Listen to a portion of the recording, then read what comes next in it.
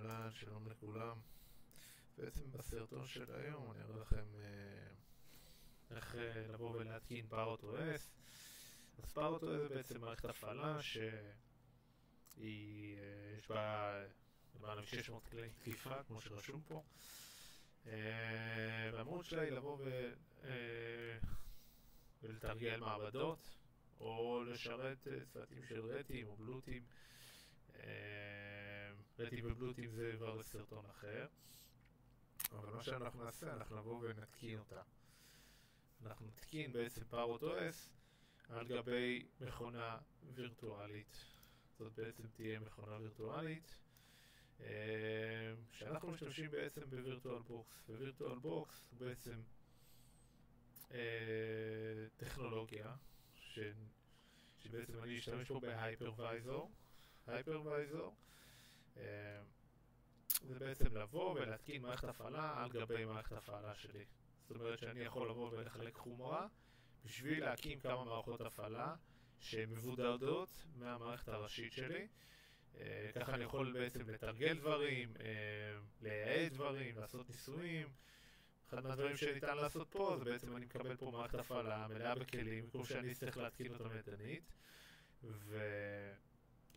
ובעצם לתרגל במעבדות בטרייאקמי, באקדבוקס, כמו שאני עכשיו אשבור את הראש ולהתקין את הכלים לווינדוס. המערכת ההפעלה היא דביאן, בעצם זה לינוקס, ולינוקס הוא מאוד קליל לעבודה שמתרגלים איתו.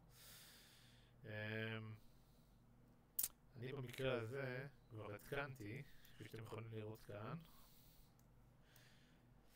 בעצם הדרך להתקין היא להוריד מפה את הקובץ OVA.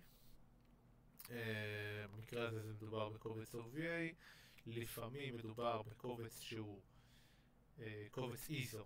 ISO זה סוג של דיסק שצריך להתקין אותו מאפס, אבל כאן ככל הנראה כבר התקינו לנו אותו וארזו בעצם את כל המכונה הווירטואלית אחרי שכבר התקינו אותה, ונתנו לנו להוריד את החלק הזה. בעצם אני יכול לבוא ולהשתמש בצורה ישירה. בואו נפעיל את זה.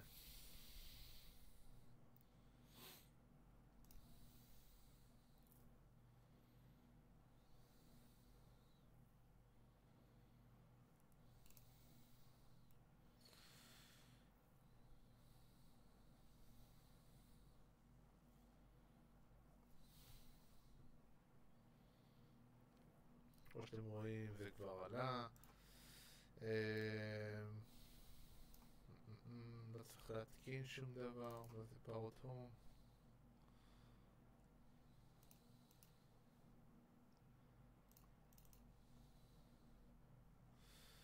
בעצם כבר קיבלנו מערכת הפעלה מוכנה, מותקנת. טוב, אז זהו לסרטון של היום, תודה, ונתראה שוב בהמשך.